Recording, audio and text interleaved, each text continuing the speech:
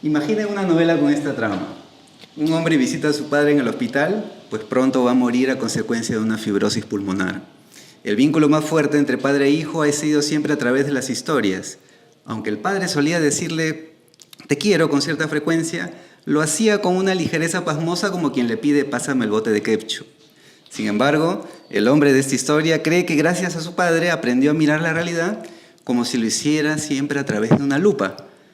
Así fue que se convirtió en un escritor, publicó 2 novelas, pero a la vez tenía una fascinación por la vida de otros escritores, la cual consideramos heredó de su padre. ¿Acaso, como un homenaje a él, lanzó un podcast tan entretenido como ilustrativo llamado Grandes Infelices?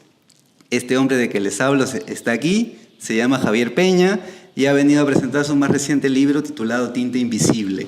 Javier, bienvenido a Lee por Gusto, bienvenido a Lima, ¿cómo te va? ¿Qué tal? Muchas gracias. Estoy encantado siempre en Latinoamérica y en Perú y en Lima. Bueno, he intentado hacer una introducción como la que tú sueles hacer en este podcast, pues Grandes Infelices, que conjuga muy bien la biografía del autor con su obra, poniéndola en diálogo y en un lenguaje pues muy de esos tiempos, el podcast, el lenguaje sonoro, el fragmento de obras. Entonces es un gusto estar hablando casi con un par español aquí en Lima. El gusto es mío y realmente es increíble que me sorprende mucho siempre. No dejo de sorprenderme que el podcast me haya traído hasta aquí, ¿no? Esto que hice, que creé pues, en un momento dado como puente entre mis libros, ¿no? Como un entretenimiento, como algo para mantenerme en contacto con mis lectores españoles, ¿no? Y de repente se ha convertido en lo central de mi vida, de mi profesión, en lo que me ha hecho más conocido y me ha hecho pues, por primera vez traspasar el océano, ¿no? Y poder estar en Latinoamérica. Gracias al podcast, por primera vez un libro mío ha llegado a Latinoamérica y se ha publicado en Latinoamérica, Tinta Invisible, que es mi tercer libro, pero por fin está en Latinoamérica. Y entonces le estoy muy agradecido al podcast, estoy muy agradecido a todo lo que me está dando y al cariño que me dan los oyentes, ¿no? Y especialmente aquí en Latinoamérica. Es que el podcast tiene como centro algo que para ti es importante, que es la literatura. Y cabe pues una aclaración, y quisiera pues que nos comentes, porque has dicho que siempre te has considerado un infeliz, hay que tener cuidado con la palabra, en todo caso explicarle en qué sentido, ¿no? Tu primera novela se titula precisamente Infelices, de 2019, y claro, la palabra infelicidad está pues muy mal vista en una época como esta, ¿no? Pero en el caso de la literatura es el germen para crear. ¿Qué nos podrías precisar sobre eso de ser infeliz? Es curioso porque es como que efectivamente está mal visto, es como una palabra peyorativa, como si hubiese que avergonzarse de ser infeliz. Para mí es casi como una disfunción mental de alguna forma y no sé por qué tenemos ciertas, últimamente o en los últimos años hemos tenido cierta concienciación con las enfermedades mentales, con las diversidades funcionales y de repente con la infelicidad no lo vemos así, lo vemos como algo, como una vergüenza. ¿Cómo no puedes ser feliz? Y especialmente cuando eres infeliz teniéndolo todo, ¿no?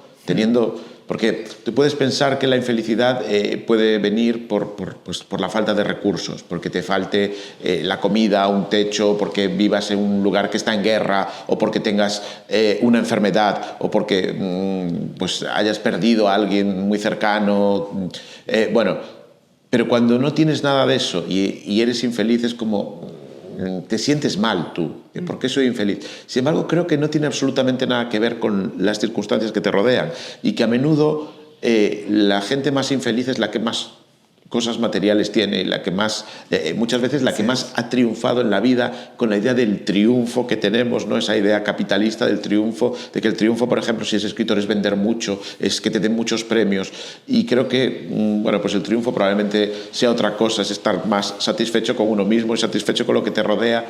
Y sin embargo, yo a medida que voy consiguiendo cumplir sueños, porque mi primer sueño era publicar un libro, luego publicar un segundo, era que me leyesen, era que ese libro tuviese cierta repercusión, era publicar en Latinoamérica o publicar en otros países de Europa, porque ahora, pues Tinta Invisible va a salir en 15 días en Italia, mi primera traducción, y voy consiguiendo eso, y sin embargo no soy más feliz, al revés, ¿no? Y me imagino que todo lo que yo me pueda ir marcando de objetivos los voy a ir cumpliendo y me van a hacer más infeliz. Y si algún día consigo todo lo que no lo voy a hacer, pero consigo todo lo que me haya propuesto, seré absolutamente más infeliz, porque creo que tiene una base y que lo escondemos con metas ficticias, ¿no?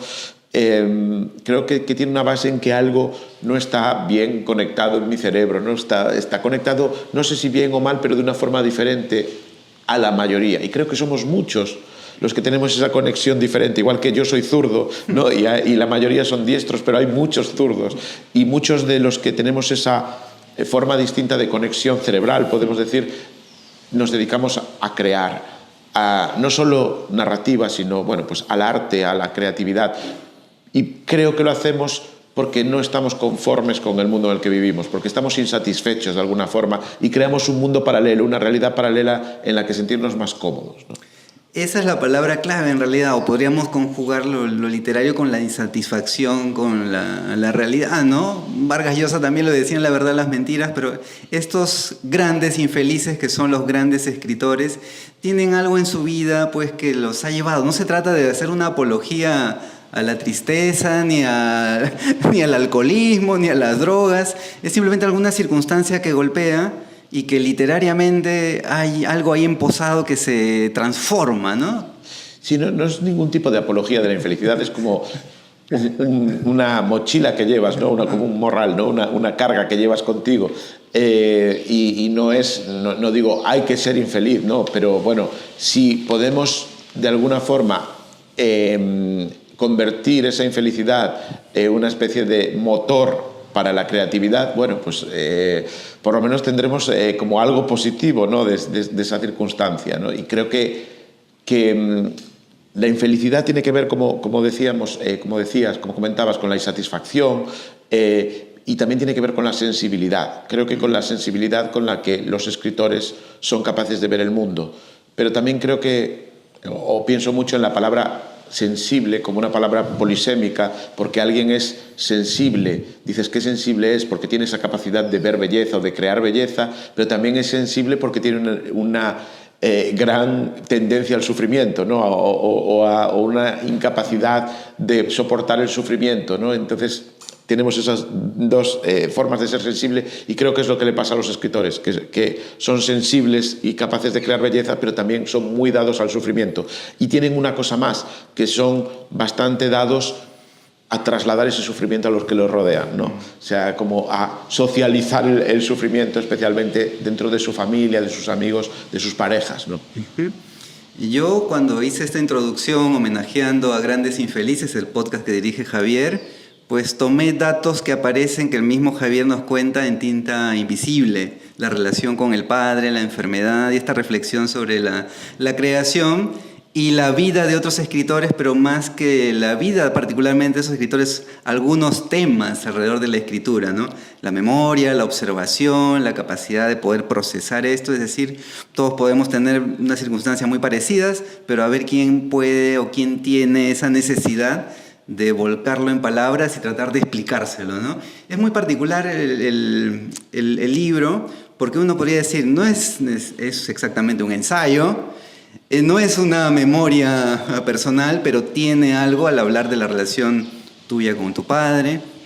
Podría ser una biografía del lector, podría ser alguna... No, es muy, muy particular cómo has ido engarzando el desarrollo del libro en función de temas alrededor de la creación, el egoísmo, la envidia, ¿no es cierto? Y estas visitas también que haces al hospital a ver a tu padre, ¿no? Que ya estaba muy enfermo, ¿no? ¿Cómo nace el libro? Ha salido publicado después del podcast, pero todo gira en torno a la literatura. Sí, nace de forma paralela. Digamos, yo creo que Grandes Infelices y Tinta Invisible son como un proyecto en conjunto, un proyecto común que, de hecho, estamos pensando en diversificar y hacer cosas nuevas, ¿no? Igual, incluso con algún espectáculo en directo, pero siempre basado en la literatura, en las historias y en cómo la vida de los creadores de alguna forma determina esas historias, determina no solo los temas, sino también la forma, el tono, la creación de personajes. Y Y nace de que cuando empiezo con el podcast y empiezo a leer biografías una tras otra para hacer episodios del podcast, para escoger a los protagonistas del podcast, me doy cuenta de que esos elementos que mencionas, que vertebran el libro, el egoísmo, la envidia, la mentira, la obsesión, el sufrimiento, son comunes a prácticamente todos los escritores. De una forma u otra todos tienen esa parte. Y entonces me empieza a interesar hacer algo un poco distinto al podcast, que cada episodio está basado en la vida de un escritor. Aquí quería hacer un capítulo del libro, cada capítulo del libro basado en un sentimiento, y que eso, en vez de ser de un escritor, fuera con varios escritores, ir montándolo a través de varias historias, ¿no? Y eso es como nace el libro, que después, no porque yo lo pensara, sino porque la propia escritura me lo pidió. Yo vertebro con la muerte de mi padre, que es quien me presentó las historias desde el primer momento, ¿no?, de mi vida, y que pues hace como de camino, de hilo conductor de todas esas historias de escritores. Y a mí me interesa especialmente pues hablar del libro no como un ensayo, porque para mí no lo es, y no quiero darle ningún tipo de tinte académico, porque no tiene esa idea, pero es como el podcast. El podcast no intenta ser algo académico, sino que empieza siempre diciendo, imaginad una novela con esta trama. Entonces tiene más esa idea de novela, ¿no? Pero basada en hechos reales. O sea, yo cojo los hechos reales y introduzco los elementos de un novelista, de un narrador, para crear esa historia, ¿no? Y el libro para mí es un libro de un cuentacuentos, es lo que me interesa. Son cuentos, son como cuentos, como pequeños relatos, pero basados en hechos reales, otra vez. Y esos relatos todos juntos pues generan un relato mayor, que en este caso sería cada capítulo del egoísmo, de la mentira, tal, y todos esos capítulos generan un relato mayor, que sería Tinta Invisible, ¿no? Es como una muñeca rusa de relatos, pero para mí es la historia de un cuentacuentos. Y engarzados también con episodios de tu biografía, ¿no? La relación con el padre, el ser el hermano menor. Hay un juego de espejos también, porque como Kurt Vonnegut también, ¿no? Hermano menor, tiene que llamar la atención en la mesa. En fin, hay algo que me llamó la atención, Javier. No te quiero poner en compromiso de decir si es cierto o no, pero que a tu papá le llamara la atención más la biografía de los escritores que la propia obra, que no es un problema en realidad, porque como bien lo señalas, la biografía de los escritores, la vida bien, o nuestras propias vidas bien podrían ser una novela. No, es cierto, no es ningún aprieto, porque todo lo que se narra en Tinta Invisible es cierto, o es cierto hasta determinado punto. Quiero explicarme, en el sentido de que es como yo lo veo, como yo lo recuerdo. Esto es algo que yo siempre me he preguntado, y cada vez me pregunto más, ¿cuánto hay de cierto en mis recuerdos? Al final los recuerdos de todo el mundo es una reconstrucción, sí, ¿no? Y entonces probablemente yo estoy convencido de que esto es así, y igual no es así, pero al final cualquier historia que contamos tiene esa subjetividad y tiene ese pues papel del autor o del narrador, y creo que eso es muy importante, porque hay una humanidad y unos sentimientos detrás. Y ahora que está tan en boga el tema de la inteligencia artificial, de si nos va a sustituir, yo creo que no, porque no tiene esa humanidad detrás, no tiene ese filtro, ¿no? Con el que nosotros construimos o reconstruimos la realidad. Y sí, no diría que a mi padre le interesaban más las biografías que las historias, sino igual, ¿no? Okay. O sea, le interesaba mucho, como es en el podcast, el hecho de pensar cómo esa biografía determinaba la obra, ¿no? Y a mí eso es lo que más me interesa, ¿no? El hecho de pensar que una obra literaria que nos vuelve locos, que nos encanta, tiene mucho que ver con el momento vital del escritor, ¿no? Y si en ese momento el escritor estaba pasando una etapa de desamor, pues eso se va a notar en la novela. Y probablemente haya elementos de desamor en la trama, pero incluso habrá elementos de desamor en el tono, en la melancolía, ¿no? En la construcción de los personajes y tal. Y todo eso me encanta, porque cuando prácticamente todas las novelas del podcast yo las conocía antes, las había leído antes, pero las había leído sin conocer tanto la vida del autor. Y una vez que yo cojo las biografías y hago el episodio y vuelvo a leer la novela, la lees de una forma completamente distinta. La lees de una forma más profunda, no sé, más A mí, yo no digo que haga falta hacerlo, ¿no? Que sea necesario. Se puede disfrutar, por supuesto, y debería poder disfrutarse por sí mismo. Pero a mí me gusta mucho más disfrutarlo cuando conozco esto, ¿no? Ajá. Estaba recordando la cita de Thomas Wolfe que mencionas en el episodio dedicado a Juan Rulfo, ¿no?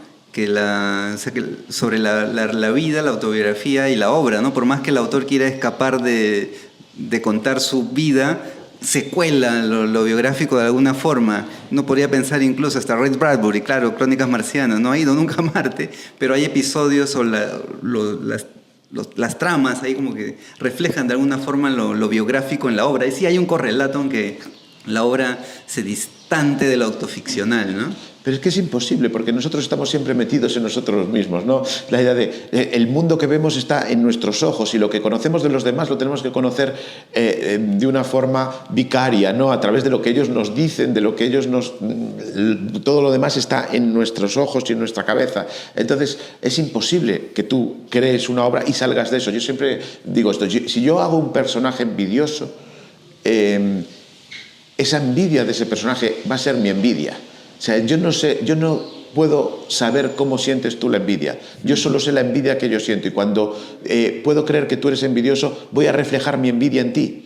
Y cuando creo un personaje envidioso, voy a hacer la envidia que yo siento y puedo darle quizá unos tonos más, ¿no? Como cuando subes el volumen con un mando a distancia, voy a intentar reforzar la envidia, voy a quitarle la bondad que pueda ir relacionada con eso y voy a hacerlo más envidioso. Pero siempre va a estar reflejado en mí, ¿no? Voy a jugar conmigo mismo dándole unos tonos aquí o allá, o bien con las personas que yo conozco, pero como digo, esas personas siempre estoy yo mismo proyectado en ellos. Cuando yo juzgo a alguien, me estoy proyectando a mí mismo en ellos. Los estoy comparando conmigo y a través de esa comparación los juzgo. Porque es imposible hacerlo de otra manera, ¿no? Entonces, ¿cómo voy a salirme de la autoficción? ¿Cómo voy a salirme de esa parte, ¿no? De que incluso, lo que comentabas, de que incluso una novela de ciencia ficción tiene algo de autoficción, ¿no? Sí.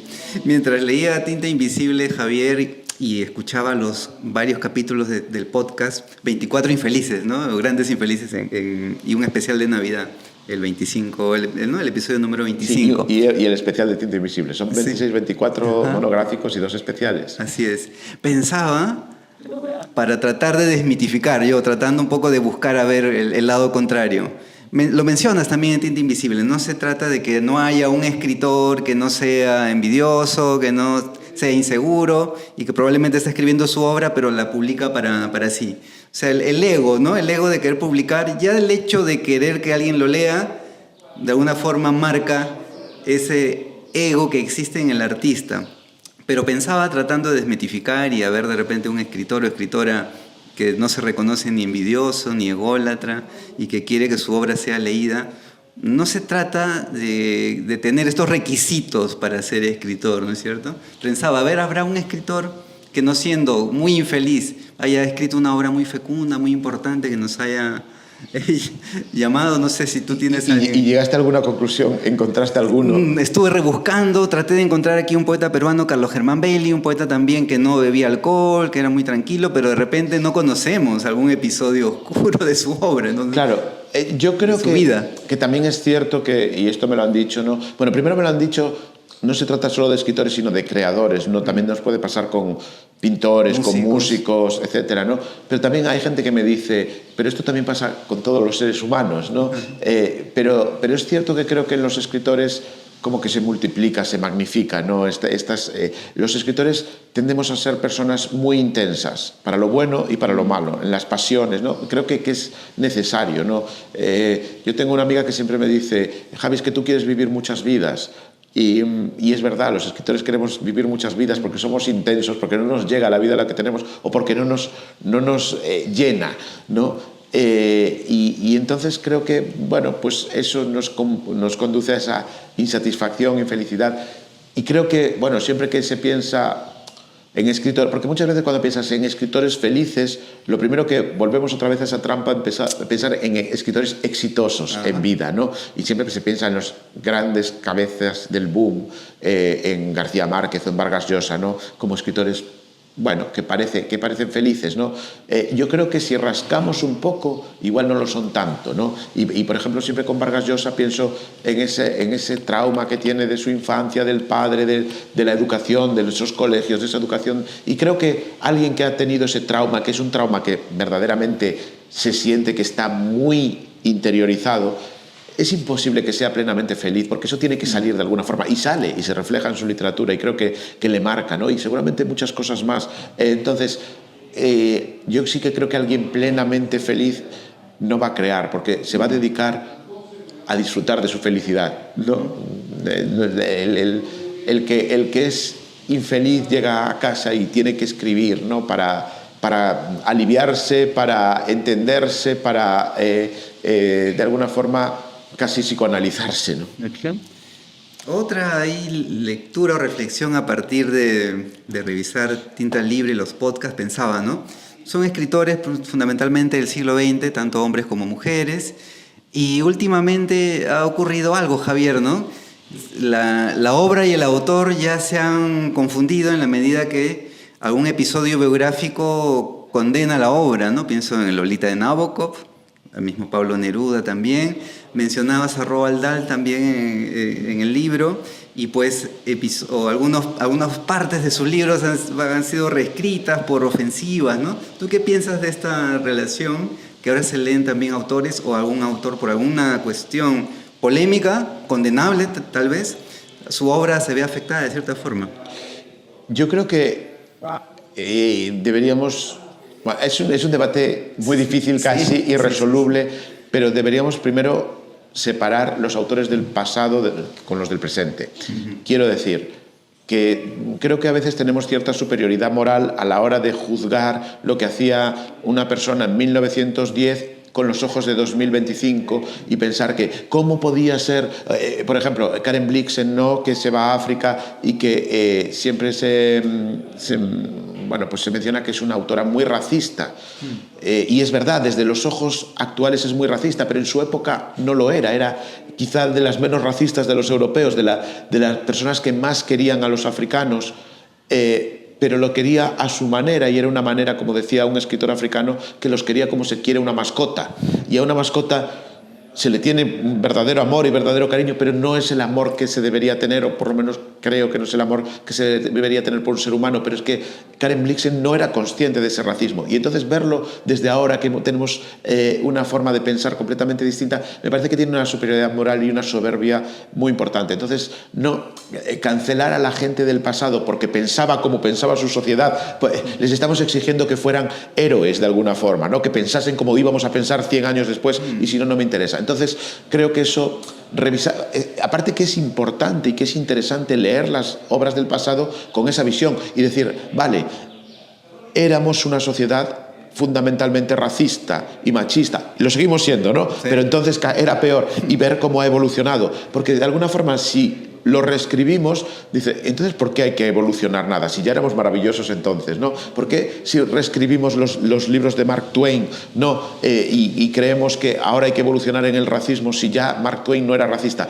No, sí que lo era. Mark Twain, uno de los grandes intelectuales y de los grandes, de las mentes más brillantes de Estados Unidos de su época, era una persona profundamente racista, y está bien saberlo para ahora cambiar, ¿no? Y para evolucionar. Y si negamos eso, pues estamos negando nuestra historia, nuestra esencia. Es como que queremos verlo todo. No, siempre fuimos maravillosos.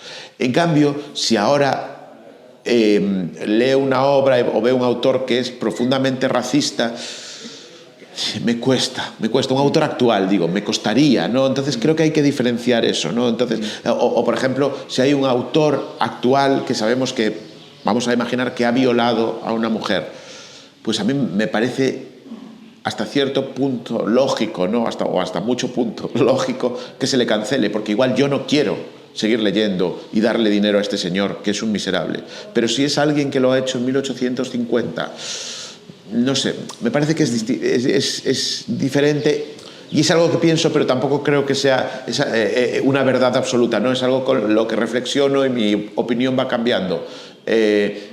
También pienso que a los escritores se les pide más, ¿no? Muchas veces pienso, Picasso era una persona miserable que trataba fatal a las mujeres de su vida, y sin embargo nadie lo cancela en el sentido de vamos a retirar el Guernica del Reina Sofía. Nadie ha propuesto eso, ¿no? Pero con un escritor sí, vamos a quitarlo de las librerías, ¿no? Como que a los escritores se les pide como una autoridad moral de santos y curiosamente pues por lo que yo he analizado, son todo lo contrario, ¿no? Entonces habría que cancelarlos a prácticamente todos y acabaríamos con la literatura universal, ¿no? Tremendo debate, Javier, efectivamente, da mucho para hablar, pero importante que por lo menos se mencione o se diferencie la época, el momento histórico en el que vivió este escritor, ¿no? Sí, yo creo que más que cancelar es importante contextualizar. Decirle al lector, mira, este escritor era un racista y tal, pero era el escritor de su época y lee la obra y era la obra que representa su época. Creo que es importante contextualizar y no lanzárselo simplemente a los lectores y especialmente a los más jóvenes como diciéndole, vale, lee esto como si fuera algo de ahora y que esto lo leas como alguien que tiene una autoridad moral sobre ti, tiene que cambiar tu forma de pensar. No, mira, esto era lo que se pensaba hace 150 años, ahora hemos cambiado, ¿no? Si bien la biografía de un escritor puede leerse como una gran novela y podría haber biografías que son novelescamente muy más interesantes que otras por la vida de estos escritores, escritoras también, por cierto, a ti literariamente, ¿qué es lo que te hace admirar a un escritor? ¿Qué es lo que admiras desde lo literario? A mí me gusta mucho, bueno, hay muchas circunstancias y cosas que me interesan de los escritores, dependiendo de la época también. En la actualidad me gustan mucho los escritores que son sutiles, directos en su prosa, pero sutiles. Creo que hoy en día tendemos demasiado a una literatura de púlpito, ¿no? Como de todo muy subrayado, como intentando mostrar claramente al lector lo que le quiero decir. Y yo admiro cuando el mensaje está instalado en la narrativa. No, yo no quiero que me den el mensaje. O sea, creo que sí que los escritores tienen una responsabilidad moral. Todo el mundo tiene una responsabilidad moral. Todos, el fontanero también. Todos tenemos. Pero los escritores, como llegan a mucha gente muchas veces y son leídos, pues tenemos una responsabilidad moral.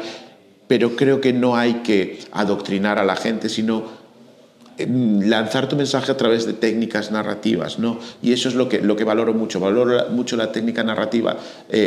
Bueno, pues pienso en novelas que me encantan, como Desgracia de Coetzee, ¿no? que narra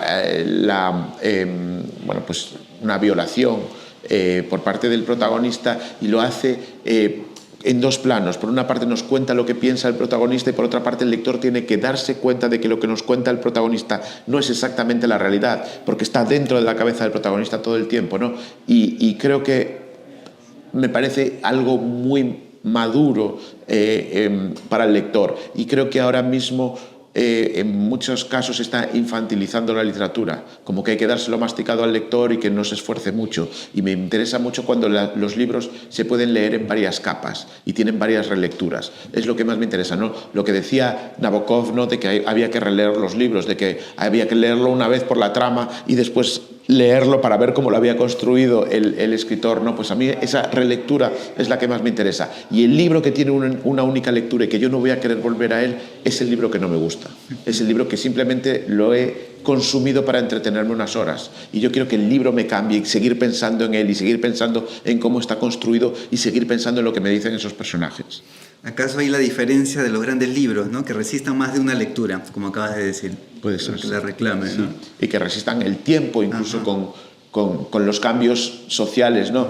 Podemos leer hoy a Dostoyevsky, obviamente Dostoyevsky no nos habla de la sociedad actual, pero sí que hay muchas cosas de la esencia humana que podemos trasladar a la sociedad actual y creo que siguen siendo libros que con sus circunstancias siguen estando en boga, siguen siendo perfectamente legibles. Sí, ¿no? Por eso la Antígona se sigue leyendo, ¿no? Sigue diciéndonos algo esquilo tanto tiempo después, ¿no? Javier, algo que me llamó la atención de Grandes Infelices de esta selección, bueno, hay latinoamericanos, ¿no es cierto? Horacio Quiroga, Juan Rulfo, Clarice Lispector, Elena Garro, ¿no? Una escritora mexicana olvidada injustamente, Alejandra Pizarnik, caso también una biografía muy, muy intensa, Roberto Bolaño, y pensaba, ¿no? Curiosamente no hay infelices, comillas, españoles, ¿no? Esto me lo preguntan en España. Sí. Sí. Bueno, hay Un par de razones para eso. La primera es que yo principalmente me centro en narradores. Yo no soy un gran conocedor de la poesía, yo conozco más la narrativa y pienso, y sobre todo me centro en la narrativa del siglo XX. Y pienso en los narradores españoles del siglo XX y las narradoras, los novelistas, y no me vuelven loco. Esto, ya sé que igual hay gente en España que le molesta que diga esto, pero bueno, es cuestión de gustos. A mí no me vuelven loco, no hay ninguno ni ninguna que me diga, tengo que hacer este episodio, ¿no? Y bueno, sí que es cierto que, bueno, me comentaba el otro día, Carmen Laforet me puede interesar, sale en Tinta Invisible, hablo de Carmen Laforet en Tinta Invisible. Y si me voy a finales del 19, principios del 20, estaba Jim Clan, que además es gallego como yo, y sí que me interesa su vida, porque es una vida muy bohemia, muy tal, pero tampoco no soy un gran amante de su obra. Entonces, bueno, esa es una parte, no me vuelven loco. Pero hay otra parte también, y eso también incluye a Hispanoamérica, ¿no? Yo cuando hago un episodio siempre tengo miedo de la repercusión que puede, sobre todo en la gente que es más cercana, en Bolaño, por ejemplo.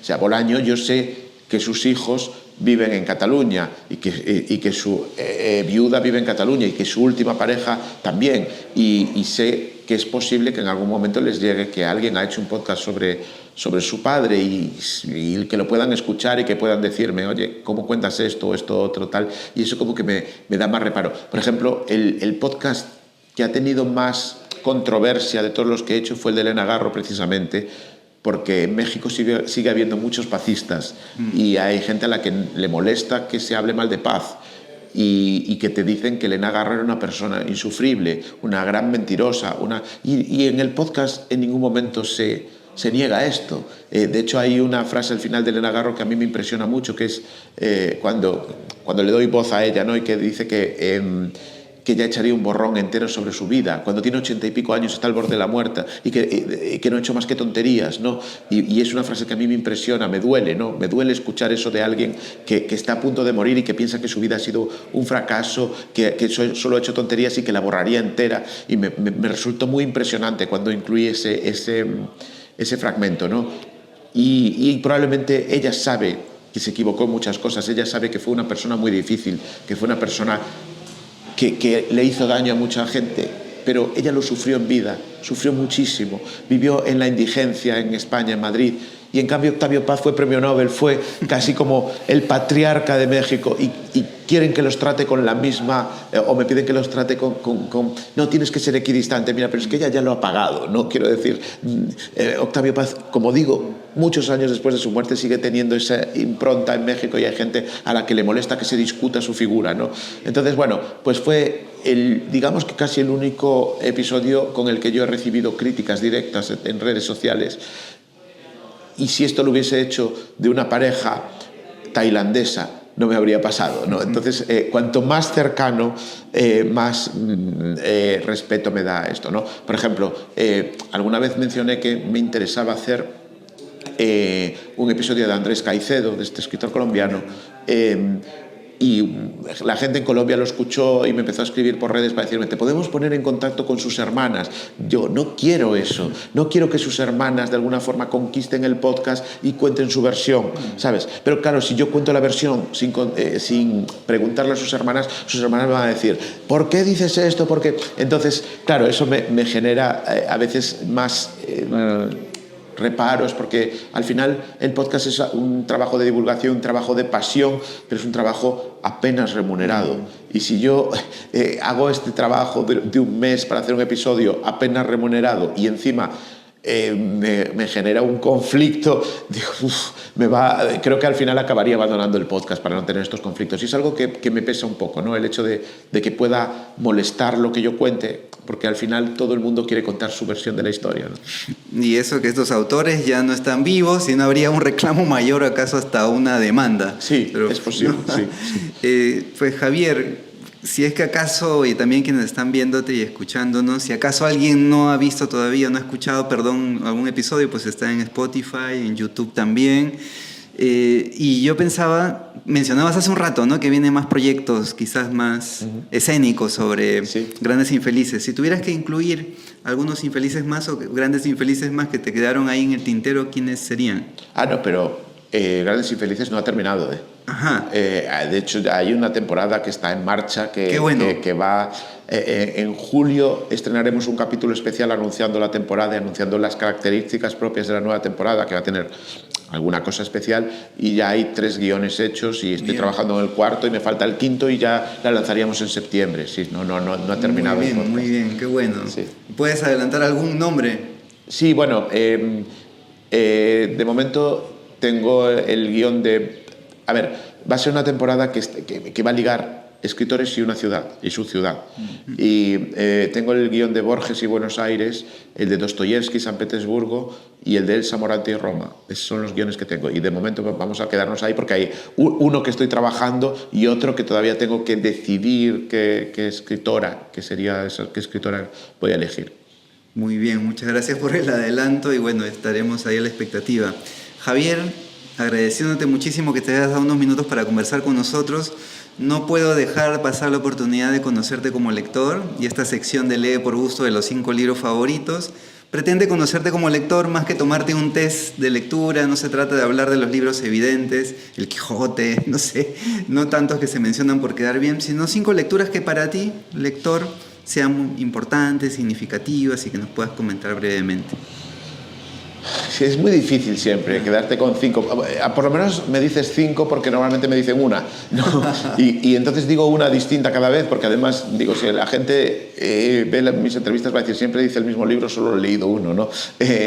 Pero hay algunos que son recurrentes. Uno de ellos, por ejemplo, es Desgracia, que acabo de mencionar, de Coetzee, ¿no? Porque me parece un prodigio de técnica, me parece, bueno, yo lo utilizo mucho en los talleres, en las residencias literarias, como un ejemplo de cómo utilizar un narrador en tercera persona, este narrador equisciente, ¿no? Que se mete en la cabeza de un solo personaje, ¿no? Y qué manera de profundizar en la cabeza y, como decía antes, de hacer la realidad de lo que cuenta el personaje y cómo es capaz de hacer ver al lector que esa realidad no es la realidad del resto, no simplemente la del personaje. Me parece que es un auténtico prodigio este libro. Después, otro libro que para mí es de cabecera es La insoportable levedad del ser, ¿no? Me parece increíble, me parece brutal cómo Kundera es capaz de mezclar filosofía y novela, ¿no? Y como un ejemplo claro del posmodernismo, ¿no? También me gusta muchísimo y es un libro que está muy olvidado, que está, por lo menos en España, yo casi descatalogado, El americano impasible de Graham Greene, ¿no? Graham Greene es un escritor que me gusta y que creo que está olvidado ahora mismo, pero pasa a veces que es cíclico, ¿no? Pienso en Zweig, que cuando yo era niño era un escritor como antiguo, olvidado, y ahora de repente Zweig es un escritor muy en boga y igual en algún momento vuelve Graham Greene. Y Graham Greene tiene esta ironía británica que a mí me gusta mucho ese sabor, ¿no? El protagonista, inglés ya maduro, que está viviendo en Vietnam, en Indochina, ¿no? Bueno, pues me encanta esa voz que es capaz de darle Graham Greene. Después podría quedarme con Los restos del día, la novela de Ishiguro, ¿no? Que me parece también un prodigio de voz, la que le da al mayordomo, a Mr. Stevens. Me parece uno de los personajes más fascinantes de la novela de las últimas décadas, ¿no? Y de cómo esa voz contenida también, cómo es capaz de mostrarnos la contención y los sentimientos sin decirlos, ¿no? Porque se supone que es un mayordomo y no puede mostrar los sentimientos, sin embargo Ishiguro es capaz de mostrarlos estando en primera persona, ¿no? en la cabeza del mayordomo. Y voy a decir otro, un libro que me gusta mucho, que me parece complejo, no tan conocido, que igual que es Los ingrávidos, de Valeria Luiselli, que es una novela de fantasmas, pero es una novela que tiene unas conexiones tan brutales que yo creo que hay que leerla. Lo que hablamos de que el libro que aguanta una relectura, yo creo que Los ingrávidos pide relecturas, pide 5 o 6 relecturas para conocer todas las conexiones. La primera vez que lo leí, a mí me voló la cabeza, ¿no? Dice, ¿qué acabo de leer? Pero luego empecé a repensarlo, a releer y a ver esas conexiones y me parecieron mágicas, ¿no? Es un libro difícil, pero que recomiendo, ¿no?, a la gente que le gusta esos libros que tienen relecturas y que vas a buscar releer, ¿no? Javier, muchísimas gracias. Un gusto haberte conocido y poder conversado pues, en estos días que estás en Lima, en la Feria del Libro de San Borja. Gracias también a la Cámara Peruana del Libro por hacer posible esta charla. Hasta cualquier momento. Un placer y muchas gracias a todos los lectores peruanos y gracias por la acogida y por la entrevista porque lo he pasado un gran rato. Qué bueno y gracias pues a quienes han estado ahí mirándonos y escuchándonos. Hasta la próxima.